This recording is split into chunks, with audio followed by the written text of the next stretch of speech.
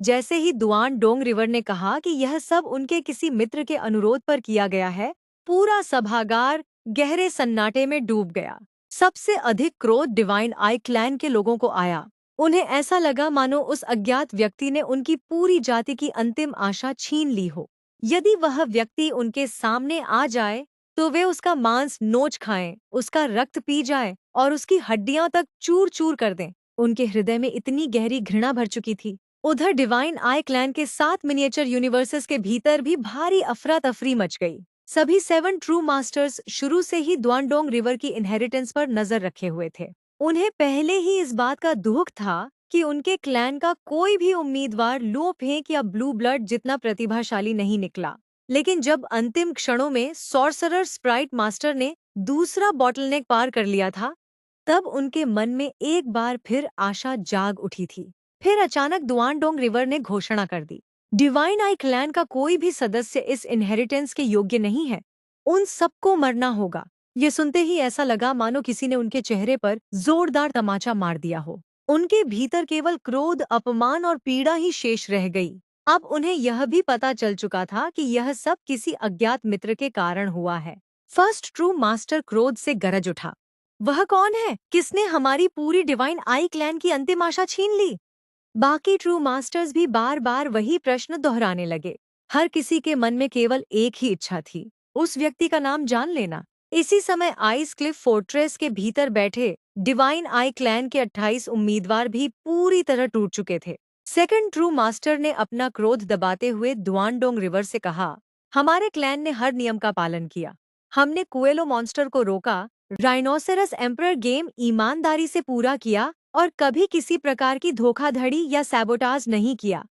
फिर केवल किसी अज्ञात व्यक्ति के अनुरोध पर पूरी डिवाइन आई क्लैन को समाप्त कर देना कैसे न्याय हो सकता है? उसने अंतिम बार पूछा, क्या आप अपना निर्णय बदल सकते हैं? लेकिन दुआनडोंग रिवर ने केवल ठंडे स्वर में उत्तर दिया, कितनी बचकानी बात कर रहे हो? यह सुनते ही सेकंड ट्रू मास्टर की बची हुई सारी आशा भी समाप्त हो गई। अब डिवाइन आई क्लैन के सदस्य खुलकर चिल्लाने लगे। उन्होंने दुआनडोंग रिवर को चुनौती देते हुए कहा कि वे तो अनेक रीइंकार्नेशन एराओं पहले मर चुके हैं, फिर वे उन्हें कैसे मार सकते हैं? साथ ही उन्होंने फिर पूछा, आखिर वह मित्र कौन है जिसने डिवाइन आई क्लैन को मिटाने की कसम खा रखी है?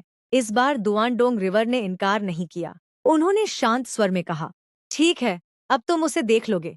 इतना कहकर उन्होंने सभागार की एक दीवार की ओर संकेत किया। दीवार धीरे धीरे 2 भागों में खुल गई और उसके पीछे एक लंबा गलियारा दिखाई दिया। पूरा सभागार उसी दिशा में देखने लगा। हर किसी के मन में केवल एक ही प्रश्न था, आखिर वह कौन है जो इतनी विशाल डिवाइन आई क्लैन का विनाश चाहता है? कुछ क्षण बाद उस गलियारे से एक व्यक्ति धीरे धीरे बाहर आया। उसका पूरा शरीर स्वर्णिम शल्कों से ढका हुआ था। उसकी पीठ पर गोल्डन विंग्स थीं और उसके शरीर पर 9 आंखें थीं, जिनकी ओर सीधे देखने का साहस किसी में नहीं था। जैसे ही लुओ फेंक ने उसका चेहरा पहचाना, वह भीतर तक हिल गया। उसने मन ही मन कहा, ये थंडरकोट डेविल गॉड। वह वास्तव में सेकंड रीइंकार्नेशन एरा का प्रसिद्ध थंडरकोट डेविल गॉड था।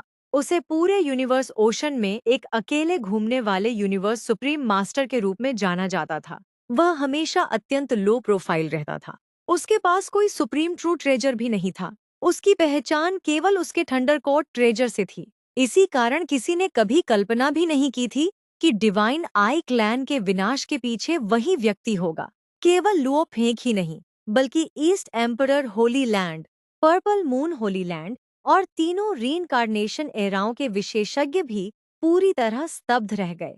सेकंड ट्रू मास्टर और सेवेंथ ट्रू मास्टर को विश्वास ही नहीं हुआ। उन्होंने क्रोध से पूछा, क्या सचमुच तुम ही वह व्यक्ति हो जिसने हमारी डिवाइन आई क्लैन की अंतिम आशा नष्ट कर दी? थंडरकोट कुछ देर तक विचित्र ढंग से हंसता रहा। कभी उसका शरीर क्रोध से कांपता, फिर उसने दांत भींचकर कहा, हाँ, मैं ही हूँ। मैं ही वह व्यक्ति हूँ जिसने तुम्हारी डिवाइन आई क्लैन की हर आशा तोड़ी। मैं ही तुम सबका विनाश चाहता हूँ। यह सुनते ही डिवाइन आई क्लैन के सभी सदस्य उस पर चिल्लाने लगे और उसे अपशब्द कहने लगे। लेकिन थंडरकोट पूरी तरह शांत रहा। उसने वर्षों पुरानी शत्रुता का रहस्य बताया। उसने कहा कि एक समय वह और उसका मित्र कोंग लुओ मिलकर एक सुप्रीम ट्रू ट्रेजर के लिए संघर्ष कर रहे थे।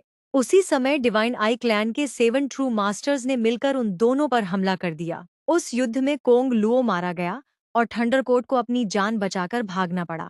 उस समय वह बहुत कमजोर था, उसके पास कोई सुप्रीम ट्रू ट्रेजर नहीं था, जबकि डिवाइन आई क्लैन पूरे यूनिवर्स ओशन की सबसे शक्तिशाली शक्तियों में से एक थी। उसी दिन उसने शपथ ली थी, एक दिन वह डिवाइन आई क्लैन से अवश्य बदला लेगा। थंडरकोट ने आगे कहा, उसके पास न कोई विशाल क्लैन था और न कोई शक्तिशाली समर्थन। डिवाइन आई क्लैन के सामने उसकी कोई हैसियत नहीं थी, इसीलिए उसने वर्षों तक धैर्य रखा और केवल एक अवसर की प्रतीक्षा करता रहा। आज वही अवसर उसके सामने था। वह गर्व से बोला, जिस डिवाइन आई क्लैन को पूरा यूनिवर्स ओशन छूने से डरता था, उसका विनाश करने वाला एक अकेला और कमजोर दिखाई देने वाला थंडरकोट डेविल गॉड ही निकला। जब डिवाइन आई क्लैन ने पूछा कि दुआन डोंग रिवर उसकी बात क्यों मानेंगे, तब थंडरकोट ने एक और बड़ा रहस्य उजागर किया। उसने कहा, बोर्ड ऑफ माउसोलियम में सबसे पहले प्रवेश करने वाला मैं ही था। उसने बताया कि यह बोर्ड ऑफ माउसोलियम वास्तव में यूनिवर्स बोर्ड के सबसे खतरनाक कोर रीजन में पहुंची थी, जहां जाने का साहस कोई भी यूनिवर्स सुप्रीम मास्टर नहीं करता था। इसी कारण किसी को उसके अस्तित्व का पता ही नहीं चला। थंडरकोट सबसे पहले वहां पहुंचा और उसने दुआन डोंग रिवर के साथ एक समझौता कर लिया। यदि वह स्वयं इनहेरिटेंस प्राप्त न भी कर सके, तब भी वह यह सुनिश्चित करेगा कि डिवाइन आई क्लैन कभी भी यह इनहेरिटेंस प्राप्त न कर सके। इसके बाद उसने सभी की ओर देखकर कहा, वास्तव में तुम सबको मेरा आभारी होना चाहिए, विशेषकर लुओ फेंग को। यदि मैंने यह समझौता न किया होता, तो शायद डिवाइन आई क्लैन का कोई विशेषज्ञ सबसे आगे निकल जाता। लुओ फेंग केवल हल्का सा मुस्कुरा दिया। थंडरकोट ने भी मुस्कुराकर उसका धन्यवाद किया कि उसने अपने अद्भुत प्रदर्शन से डिवाइन आई क्लैन को कभी प्रथम स्थान तक पहुंचने ही नहीं दिया। इसके बाद थंडरकोट ने डिवाइन आई क्लैन का खुलकर उपहास उड़ाया। उसने कहा, पहले मैंने तुम्हें बोर्ड ऑफ माउसोलियम में आने दिया, फिर तुम्हें आशा दी, और जब सबसे रोमांचक क्षण आया, तब तुम्हें सीधे निराशा की सबसे गहरी खाई में धकेल दिया। उसके अनुसार डिवाइन आई क्लैन में इतनी प्रतिभा ही नहीं थी कि उसका कोई सदस्य वास्तव में इनहेरिटेंस जीत सके, इसलिए उनका पूर्ण विनाश पहले से ही निश्चित था। सेकंड ट्रू मास्टर ने फिर भी उसे धमकाया। उसने कहा, यदि हमारे क्लैन का कोई सदस्य सबसे प्रतिभाशाली निकल आता, तो तुम्हारी पूरी योजना विफल हो जाती। थंडरकोट ने शांत भाव से उत्तर दिया, मैंने इस संभावना के बारे में पहले ही सोच लिया था। यदि डिवाइन आई क्लैन का कोई सदस्य वास्तव में सबसे शक्तिशाली बन जाता, तो मैं अपनी जान देकर भी उसे अपने साथ मार देता। यह कहकर उसने दुआन डोंग रिवर की ओर झुककर कहा, अब मेरा बदला पूरा हो चुका है, आप कार्रवाई कर सकते हैं। दुआन डोंग रिवर ने केवल एक शब्द कहा, ठीक है। यह सुनते ही आइस क्लिफ फोर्ट्रेस के भीतर बैठे सभी लोग घबरा उठे, लेकिन सेकंड ट्रू मास्टर और 7 ट्रू मास्टर अब भी चिल्लाते रहे। उन्होंने कहा, हम भी देखना चाहते हैं कि इतने समय पहले मर चुके व्यक्ति में हमें मारने की कितनी शक्ति बची है। थंडरकोट ने केवल इतना कहा, कुछ ही क्षणों में तुम्हें सब पता चल जाएगा और तुम्हारे मरने के बाद तुम्हारे सारे सुप्रीम ट्रू ट्रेजर्स मेरे होंगे। अगले ही क्षण आइस क्लिफ फोर्ट्रेस अपनी संपूर्ण शक्ति के साथ थंडरकोट डेविल गॉड की ओर टूट पड़ा, लेकिन उसके टकराने से पहले ही दुआन डोंग रिवर ने केवल एक उंगली उठाई और कहा, फ्रीज। उसी क्षण पूरे सभागार की दीवारों पर बने असंख्य गोल्डन सीक्रेट एनग्रेविंग्स चमक उठे। वे एनग्रेविंग्स लाखों स्वर्णिम धागों में बदल गईं और पल भर में आइस क्लिफ फोर्ट्रेस को चारों ओर से कसकर बांध लिया। फोर्ट्रेस ने अपनी पूरी शक्ति लगा दी, पूरा सभागार कांप उठा, लेकिन वे स्वर्णिम धागे इतने मजबूत थे कि सुप्रीम ट्रू ट्रेजर पैलेस भी 1 इंच तक नहीं हिल सका।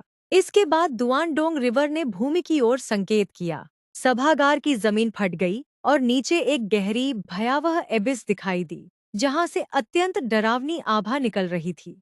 स्वर्णिम धागों ने आइस क्लिफ फोर्ट्रेस को बलपूर्वक उस अथाह खाई की ओर धकेलना शुरू कर दिया। फोर्ट्रेस के भीतर से सेकंड ट्रू मास्टर और 7 ट्रू मास्टर की चीखें लगातार गूंज रही थीं, लेकिन कोई भी उनकी सहायता नहीं कर सकता था। दुआन डोंग रिवर ने शांत स्वर में कहा, संभव है कि इस सभागार की सीक्रेट टेक्निक किसी सुप्रीम ट्रू ट्रेजर को सीधे नष्ट न कर सके, लेकिन इनहेरिटेंस के भीतर ऐसे अनेक खतरनाक क्षेत्र हैं जो यह कार्य आसानी से कर सकते हैं। फिर उन्होंने तिरस्कार भरे स्वर में कहा, मेरे गृहलोक में सुप्रीम ट्रू ट्रेजर जैसी वस्तु का कोई विशेष महत्व ही नहीं है। अगले ही क्षण आइस क्लिफ फोर्ट्रेस उस भयावह एबिस में धकेल दी गई। भूमि फिर से बंद हो गई। पूरा सभागार दोबारा शांत हो गया। चारों ओर फिर वही गहरा सन्नाटा छा गया।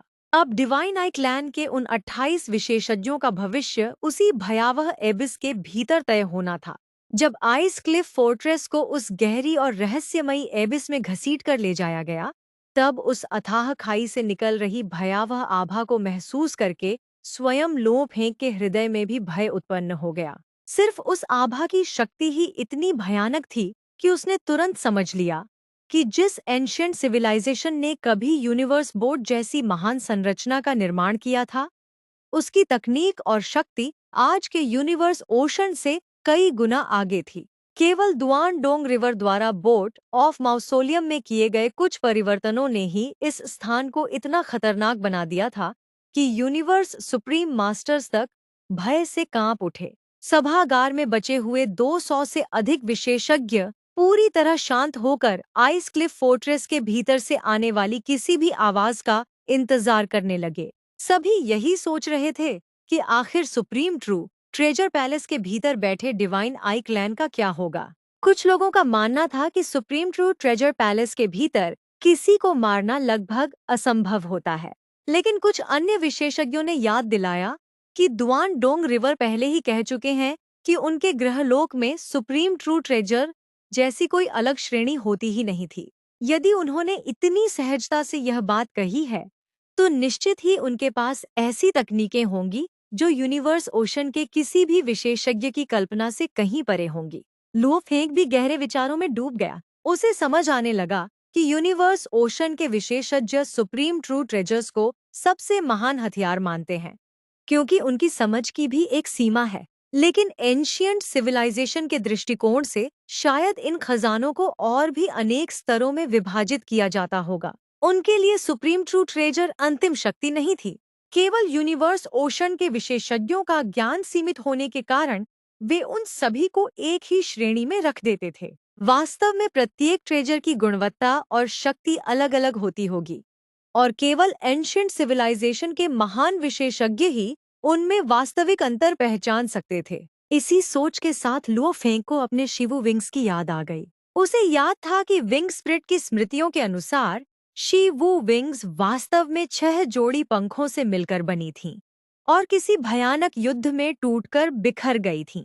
यदि इतना शक्तिशाली ट्रेजर भी नष्ट हो सकता है, तो उससे लड़ने वाले दोनों विशेषज्ञ कितने भयावह रहे होंगे। लुओ फेंग को लगा कि वे दोनों भी शायद इसी एंशिएंट सिविलाइजेशन के महान योद्धा थे।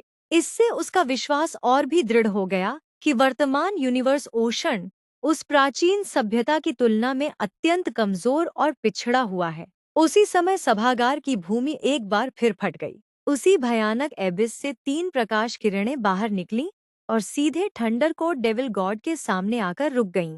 जब सभी ने ध्यान से देखा तो पता चला कि वे तीनों वस्तुएं थीं: ice cliff fortress, true god sector और illusion heart pearl. Duan Dong river ने शांत स्वर में कहा, यूनिवर्स ओशन की भाषा में इनमें से 2 सुप्रीम ट्रू ट्रेजर्स हैं, जबकि तीसरा एक अत्यंत दुर्लभ सोल ट्रेजर है जो थंडरकोर्ट डेविल गॉड के लिए सबसे उपयुक्त रहेगा।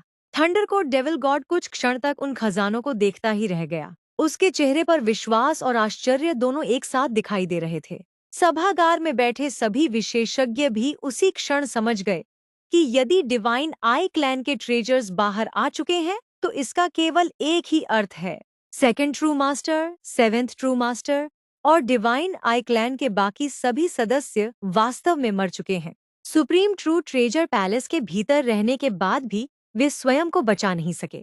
यह समझते ही सभी के रोंगटे खड़े हो गए। यूनिवर्स ओशन के विशेषज्ञों के लिए सुप्रीम ट्रू ट्रेजर पैलेस सदैव सबसे सुरक्षित स्थान माना जाता था। जब तक कोई स्वयं पागलपन में किसी अल्टीमेट डेंजर जोन में प्रवेश न करे, तब तक उसके भीतर बैठे व्यक्ति को मारना असंभव समझा जाता था। लेकिन दुआन डोंग रिवर ने केवल कुछ ही क्षणों में सबका यह भ्रम तोड़ दिया। उनकी दृष्टि में कोई भी ट्रेजर वास्तव में अजेय नहीं था। उन्होंने आइस क्लिफ फोर्ट्रेस की कमजोरियां तुरंत पहचान लीं और उसे ऐसी जगह भेज दिया जहां उसकी सारी शक्ति व्यर्थ हो गई। अब पूरे सभागार की निगाहें थंडरकोट डेविल गॉड पर टिक गईं।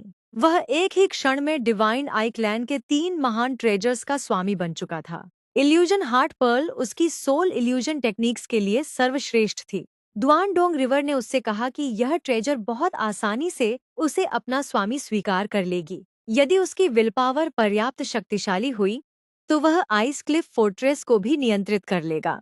केवल ट्रू गॉड सेक्टर को नियंत्रित करना कठिन होगा। उसके लिए उसे लंबे समय तक उसके साथ अनुकूलता स्थापित करनी पड़ेगी। थंडरकोट डेविल गॉड वहीं खड़े खड़े उन ट्रेजर्स को रिकॉग्नाइज करने लगा। कुछ ही समय में इल्यूजन हार्ट पर्ल और आइस क्लिफ फोर्ट्रेस दोनों उसके नियंत्रण में आ गए। वह अत्यंत प्रसन्न हुआ और बोला, अब तक मेरे पास अनेक पिनाकल ट्रू ट्रेजर्स थे, लेकिन मेरी इल्यूजन टेक्निक्स के लिए कभी कोई उपयुक्त ट्रेजर नहीं मिला। अब इल्यूजन हार्ट पर्ल के साथ मेरी आक्रमण शक्ति कई गुना बढ़ जाएगी और आइस क्लिफ फोर्ट्रेस मेरी रक्षा को भी अत्यंत मजबूत बना देगी। उसकी आंखों में एक बार फिर डिवाइन आई क्लैन के प्रति प्रतिशोध की आग भड़क उठी। सभागार में उपस्थित सभी विशेषज्ञ समझ गए कि यदि भविष्य में डिवाइन आई क्लैन का कोई सदस्य जीवित भी बच गया तो थंडरकोट उसे कभी शांति से जीने नहीं देगा। थंडरकोट ने गहरी श्रद्धा के साथ डोंग रिवर को प्रणाम किया। डोंग रिवर ने हल्का सा सिर हिलाया और कहा, तुम्हारा कार्य पूरा हो चुका है, अब तुम वापस जा सकते हो। इसके बाद उन्होंने बाकी सभी उम्मीदवारों की ओर देखा और उनका चेहरा गंभीर हो गया। उन्होंने स्पष्ट चेतावनी दी, अब वास्तविक इनहेरिटेंस प्रारंभ होने वाली है। जो भी इस इनहेरिटेंस के संपर्क में आएगा और असफल होगा, उसकी केवल बॉडी ही नहीं बल्कि उसकी सोल भी हमेशा के लिए नष्ट हो जाएगी। चाहे उसके कितने भी क्लोन्स या अन्य बॉडीज क्यों न हो, वे सभी एक साथ समाप्त हो जाएंगे। इसी कारण शुरुआत में उन्होंने केवल उन्हीं जीवन रूपों को भीतर आने दिया था जिनके पास सोल थी। जिन जातियों के पास सोल ही नहीं थी, जैसे स्केलेटन क्लैन या रॉक जायंट क्लैन के कुछ सदस्य, उन्हें प्रारंभ में ही बाहर कर दिया गया था। अब सभी को समझ आ गया कि यह सब शुरू से ही उनकी योजना का हिस्सा था। इसके बाद डोंग रिवर ने सभी उम्मीदवारों की स्थिति एक बार फिर स्पष्ट की। उन्होंने कहा, लुओ फेंग और ब्लू ब्लड नाइट सबसे अधिक आशाजनक उम्मीदवार हैं, क्योंकि वे दोनों तीसरा बॉटलनेक पार कर चुके हैं। उन्होंने आगे कहा, जो 4 उम्मीदवार दूसरा बॉटलनेक पार कर चुके हैं, उनके पास भी थोड़ी बहुत आशा है, लेकिन जो केवल पहला बॉटलनेक पार कर पाए हैं, उनके पास तब तक कोई वास्तविक अवसर नहीं है जब तक उनकी प्रतिभा में अचानक कोई बड़ा विस्फोट न हो जाए। अन्यथा वे केवल संख्या बढ़ाने के लिए यहाँ उपस्थित हैं। इसके बाद डोंग रिवर ने सभी को अंतिम अवसर दिया। उन्होंने कहा, जो भी अभी जीवित रहना चाहता है वह इसी क्षण इस प्रतियोगिता से हट सकता है। यह तुम्हारा अंतिम अवसर है। इसके बाद लौटने का कोई मार्ग नहीं बचेगा।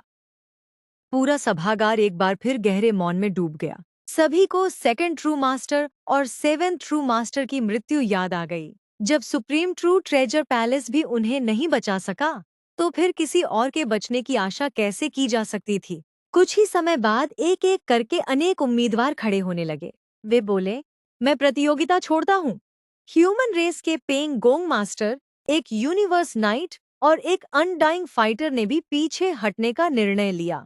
उधर वर्चुअल यूनिवर्स में ह्यूज एक्स क्रिएटर ने उन्हें आदेश दिया कि वे तुरंत वापस लौट आएं। उन्होंने कहा, ह्यूमन रेस के पास पहले से ही लुओ फेंक है। पेंग गोंग मास्टर जैसे स्तंभ को व्यर्थ में मृत्यु के मुख में भेजने का कोई अर्थ नहीं है। अपने ट्रू ट्रेजर्स लेकर तुरंत लौट आओ।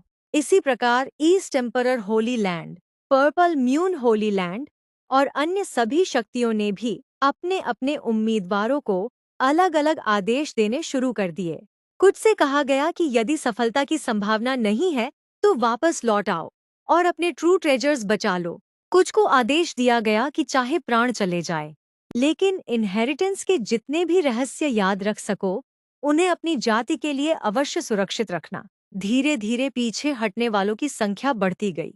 कुछ समय बाद जब सभी अपना निर्णय ले चुके, तब 299 में से केवल 236 उम्मीदवार ही सभागार में बचे। बाकी सभी लौटने के लिए तैयार हो गए। डोंग रिवर ने द्वार खुलवाया और थंडरकोट डेविल गॉड, बाकी 6 यूनिवर्स सुप्रीम मास्टर्स, कुछ यूनिवर्स मास्टर्स, यूनिवर्स नाइट्स और अनडाइंग फाइटर्स को उसी मार्ग से बाहर भेज दिया जिससे वे भीतर आए थे।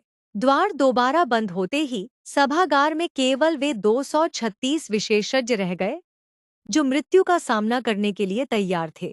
लुओ फेंग ने उन सभी को देखा और मन ही मन उनके प्रति गहरा सम्मान महसूस किया। उसे पता था कि उनमें से लगभग 235 लोगों की मृत्यु लगभग निश्चित थी। वास्तव में केवल वह स्वयं और ब्लू ब्लड नाइट ही सबसे प्रबल दावेदार थे। फिर भी बाकी सभी विशेषज्ञ अपनी जाति के भविष्य के लिए बिना किसी भय के मृत्यु का सामना करने के लिए तैयार खड़े थे। उनके लिए अपने प्राणों से अधिक महत्वपूर्ण था अपनी जाति को रीइंकार्नेशन से ऊपर उठाकर इटर्नल एग्जिस्टेंस तक पहुंचाना। ऐसे ही बलिदानों के कारण प्रत्येक जाति असंख्य युगों तक जीवित रह पाती है। अंततः दुआन डोंग रिवर अपने सिंहासन से उठ खड़े हुए और बोले, अब तुम सब उस मार्ग पर कदम रखने जा रहे हो जहां से वापस लौटना संभव नहीं है। अंत में तुम में से केवल एक व्यक्ति दुआन डोंग रिवर की संपूर्ण इनहेरिटेंस प्राप्त करेगा। इतना कहकर वे मुड़ गए। उनके पीछे का सिंहासन और दीवार धीरे धीरे दो भागों में खुल गई। उनके पीछे एक अत्यंत विशाल और अद्भुत संसार छिपा हुआ था। दूर दूर तक झरने बह रहे थे। फूलों की सुगंध पूरे वातावरण में फैली हुई थी। पक्षियों का मधुर कलरव और जंगली पशुओं की गर्जना पूरे क्षेत्र में गूंज रही थी। उस पवित्र स्थान को देखते ही दुआन डोंग रिवर की आंखों में पुरानी स्मृतियों की गहराई उभर आई। उन्होंने धीमे स्वर में कहा, यही मेरी दुआन डोंग रिवर ब्लड लाइनेज का वास्तविक इनहेरिटेंस स्पेस है। हर पीढ़ी का उत्तराधिकारी इसी स्थान पर इनहेरिटेंस प्राप्त करता था और कभी मैं भी यहीं खड़ा था। जब थंडरकोट डेविल गॉड, टीबू डेमन मास्टर और बाकी सभी पीछे हटने वाले विशेषज्ञ बोट ऑफ माउसोलियम के मुख्य द्वार तक पहुंचे, तभी उन्हें दुआन डोंग रिवर की ठंडी और गंभीर आवाज सुनाई दी। उन्होंने कहा, सभी लोग तुरंत बोट ऑफ माउसोलियम से बाहर निकल जाओ। यह द्वार अब बंद होने वाला है। यदि इस समय बाहर नहीं निकले तो फिर कभी बाहर निकलने का अवसर नहीं मिलेगा। यह सुनते ही किसी ने एक क्षण भी व्यर्थ नहीं गंवाया। सभी पूरी गति से बाहर की ओर उड़ पड़े। अंतिम क्षण में सभी उस विशाल द्वार से बाहर निकल गए। उनके बाहर निकलते ही वह विशाल द्वार धीरे धीरे बंद होने लगा। सब लोग पीछे मुड़कर उस बंद होते द्वार को देखते रहे। अब वे समझ चुके थे कि बोर्ड ऑफ माउसोलियम के भीतर रह गए उम्मीदवारों के लिए लौटने का मार्ग हमेशा के लिए बंद हो चुका है। बाहर निकलते ही अनेक विशेषज्ञ थंडरकोट डेविल गॉड के पास पहुंचे और उसकी प्रशंसा करने लगे। सभी यही कह रहे थे कि किसी ने स्वप्न में भी नहीं सोचा था कि दुआन डोंग रिवर की इनहेरिटेंस के पीछे का पूरा खेल उसी ने रचा होगा। केवल उसकी योजना के कारण ही डिवाइन आई क्लैन को इतना भयानक नुकसान उठाना पड़ा था। लेकिन आश्चर्य की बात यह थी कि कोई भी उससे घृणा नहीं कर रहा था। उल्टा अनेक जातियां उसकी आभारी थीं, क्योंकि उसने उनके सबसे भयावह शत्रुओं में से एक को बहुत कमजोर कर दिया था। अब उसके पास आइस क्लिफ फोर्ट्रेस और अन्य शक्तिशाली ट्रेजर्स भी आ चुके थे। यदि वह भविष्य में ट्रू गॉड सेक्टर को भी अपना स्वामी बना लेता, तो उसका नाम पूरे यूनिवर्स ओशन के सबसे शक्तिशाली यूनिवर्स सुप्रीम मास्टर्स में गिना जाता। और क्योंकि वह किसी भी जाति या शक्ति से संबंधित नहीं था, इसीलिए अनेक बड़े संगठन उसे अपना मित्र बनाना चाहते थे। थंडरकोट डेविल गॉड हल्का सा हंसा और बोला, मुझे तो इसी बात की सबसे अधिक खुशी है कि डिवाइन आई क्लैन मुझसे जितनी अधिक नफरत करे उतना ही अच्छा है। उसने आगे कहा, जब मैं पहले से ही यूनिवर्स सुप्रीम मास्टर था, तब भी डिवाइन आई क्लैन ने मुझे अपमानित किया। उन्होंने मेरे सबसे प्रिय मित्र कोंग लुओ की हत्या कर दी और मुझे विवश होकर भागना पड़ा। उसने शांत लेकिन दृढ़ स्वर में कहा, मेरा कोई अपना क्लैन नहीं है। मुझे किसी और चीज की इच्छा भी नहीं है। मेरी केवल एक ही इच्छा है, डिवाइन आई क्लैन अपने हर पाप का पश्चाताप करे और एक दिन उसका पूरा क्लैन सदा के लिए समाप्त हो जाए। उसकी आंखों में जलती हुई घृणा देखकर सभी समझ गए कि यह शत्रुता कभी समाप्त नहीं होगी। उधर बोट ऑफ माउसोलियम से जीवित बाहर निकली सॉर्सरस प्राइड मास्टर ने डिवाइन आई क्लैन के बचे हुए 5 ट्रू मास्टर्स को पूरी घटना विस्तार से बताई। उसने कहा कि जब आइस क्लिफ फोर्ट्रेस को उस भयावह एबिस की ओर घसीटा जा रहा था, तभी सेकंड ट्रू मास्टर ने तुरंत उन सभी लोगों को आदेश दिया था जिनके पास एक से अधिक बॉडीज थीं कि वे अपनी वर्तमान बॉडी को तुरंत स्वयं नष्ट कर दें। ऐसा करने से उनकी मूल सोल सुरक्षित रूप से उनकी दूसरी बॉडी में स्थानांतरित हो गई। इसी कारण जिन विशेषज्ञों के पास क्लोन्स थे, वे जीवित बच गए, लेकिन सेकंड ट्रू मास्टर और सेवेंथ ट्रू मास्टर के पास कोई अतिरिक्त बॉडी नहीं थी, इसलिए वे दोनों उसी एबिस के भीतर सदा के लिए मारे गए। जीवित बचे लोगों ने आगे बताया कि उस एबिस के भीतर केवल भौतिक आक्रमण ही नहीं थे, वहां अत्यंत भयावह इल्यूजन और सोल से संबंधित असंख्य विनाशकारी तकनीकें भी छिपी हुई थीं। इतनी भयानक शक्ति के सामने सेकंड ट्रू मास्टर और सेवेंथ ट्रू मास्टर जैसे यूनिवर्स सुप्रीम मास्टर्स भी टिक नहीं पाए। यह सुनकर डिवाइन आई क्लैन के बचे हुए 5 ट्रू मास्टर्स और भी अधिक शोक में डूब गए। उन्हें पहले से ही सत्य का अनुमान था, लेकिन अब सब कुछ पूरी तरह स्पष्ट हो चुका था। उनके लिए यह केवल 2 यूनिवर्स सुप्रीम मास्टर्स की मृत्यु नहीं थी, यह उनकी पूरी जाति की सबसे बड़ी आशा के टूट जाने जैसा था। इनहेरिटेंस प्राप्त करने का अवसर भी समाप्त हो गया। सेकंड ट्रू मास्टर और सेवन ट्रू मास्टर भी मर गए। साथ ही उनके 2 सबसे महत्वपूर्ण सुप्रीम ट्रू ट्रेजर्स भी थंडरकोर्ट डेविल गॉड के हाथ लग गए। लेकिन सबसे बड़ा आघात यह था कि डिवाइन आई क्लैन की सबसे शक्तिशाली 7 ट्रू मास्टर्स कंबाइंड टेक्निक अब कभी पूर्ण नहीं हो सकेगी। अब वे केवल 5 ही बचे थे। उनकी समग्र शक्ति एक ही झटके में बहुत नीचे गिर गई। 5th ट्रू मास्टर और 6th ट्रू मास्टर क्रोध से पागल हो रहे थे। वे बार बार थंडरकोर्ट डेविल गॉड को कोसते हुए कह रहे थे कि उसे बहुत पहले ही मार देना चाहिए था। 3rd ट्रू मास्टर ने पीड़ा भरे स्वर में कहा, थंडरकोर्ट तो केवल एक साधारण यूनिवर्स सुप्रीम मास्टर था, जिसके पास कोई सुप्रीम ट्रू ट्रेजर भी नहीं था। यदि भाग्य उसका साथ न देता और वह सबसे पहले बोट ऑफ माउसोलियम तक न पहुंचता, तो आज यह सब कभी नहीं होता। फर्स्ट ट्रू मास्टर ने भारी मन से केवल इतना कहा, सेकंड ब्रदर, सेवेंथ ब्रदर। उसकी आवाज में अथाह पीड़ा छिपी हुई थी। क्रोध में भरकर 5th ट्रू मास्टर बोला, यदि डिवाइन आई क्लैन रीइंकार्नेशन को पार नहीं कर सकती, तो कम से कम थंडरकोर्ट डेविल गॉड को अपने साथ लेकर अवश्य मरेगी। लेकिन फर्स्ट ट्रू मास्टर ने सबको शांत किया। उसने कहा, अब हमारी सबसे बड़ी समस्या थंडरकोर्ट नहीं है। असली प्रश्न यह है कि क्या डिवाइन आई क्लैन स्वयं अपने आने वाले अंतिम विनाश से बच पाएगी या नहीं। यदि हम रिइंकार्नेशन को पार नहीं कर सके, तो कुछ ही यूनिवर्स एराओं के बाद हमारा अस्तित्व पूरी तरह समाप्त हो जाएगा। जहां डिवाइन आई क्लैन शोक में डूबी हुई थी, वहीं ईस्ट एम्परर होली लैंड और ह्यूमन रेस के भीतर आशा की नई किरण जाग चुकी थी। ईस्ट एम्परर एंसेस्टर लगातार ब्लू ब्लड नाइट और यूजान मास्टर से संपर्क बनाए हुए थे। उन्हें इन दोनों से बहुत अपेक्षाएं थीं। उधर ह्यूमन रेस में ह्यूज एक्स क्रिएटर और primal chaos city leader virtual universe के भीतर लो फेंग से बात कर रहे थे। पर्पल मून एंसेस्टर भी डियरबग मास्टर को लगातार निर्देश दे रहे थे।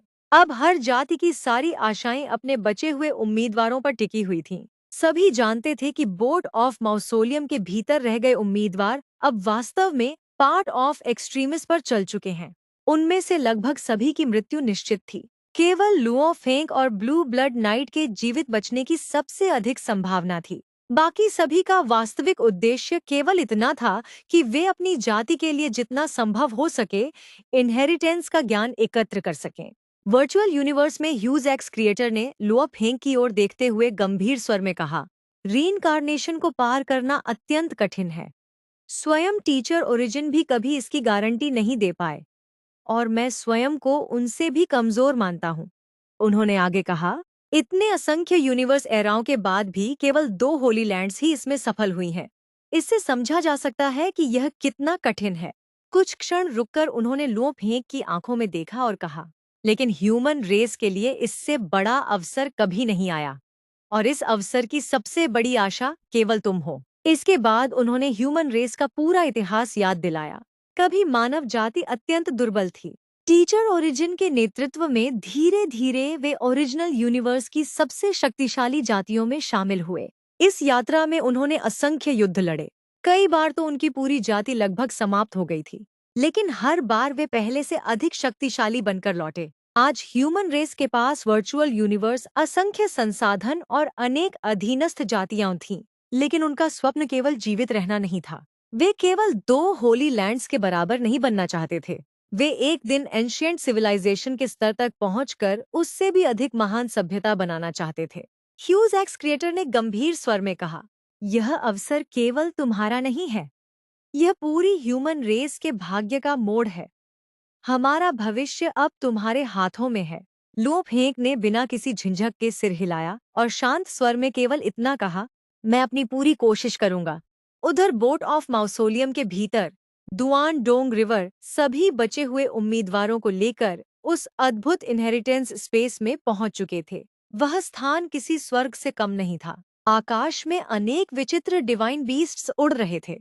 कुछ उड़ते समय अग्नि की लाल रेखाएं छोड़ रहे थे, कुछ अपने शरीर से चमकदार प्रकाश फैला रहे थे।